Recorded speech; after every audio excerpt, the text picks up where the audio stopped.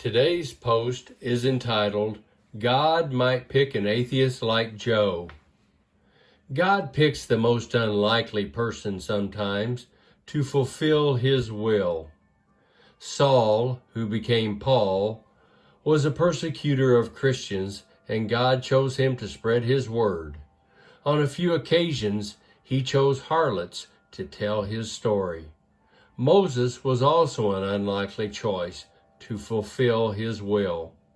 Today, God chooses drunks, drug addicts, and criminals to spread his word. I think he is trying to convict and convert people all of the time. I have always said that those who suffer have something to say.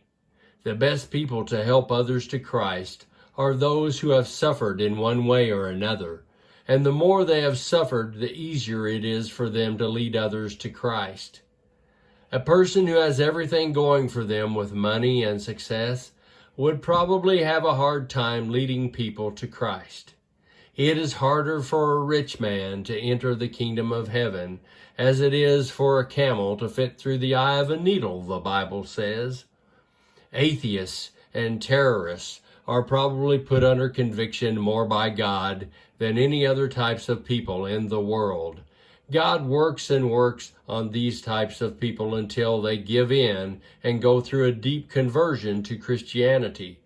God then uses them to bring others to Christ. I think people like Osama bin Laden were probably really hounded or harassed by God to cross over from the dark side to help God with fulfilling his will.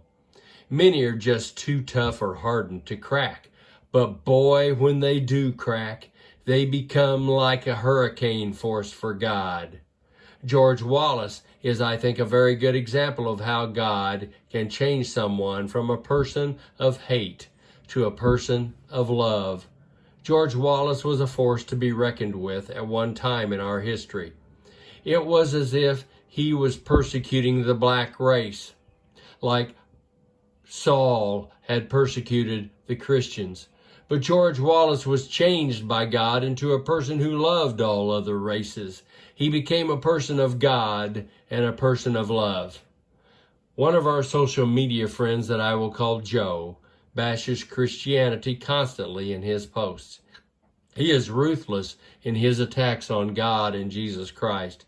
Joe is a highly intelligent person and most of the time a very winning personality. In fact, he shows a very caring side of himself in his posts when he thinks someone else is being bashed.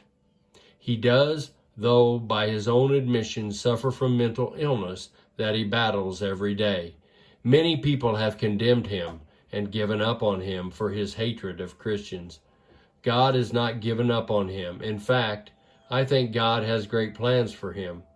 I really expect Joe to go through a conversion much like that of George Wallace and Saul, and be a very useful warrior for God. We all need to help God by not giving up on those who hate Christianity. Until next time, may God bless.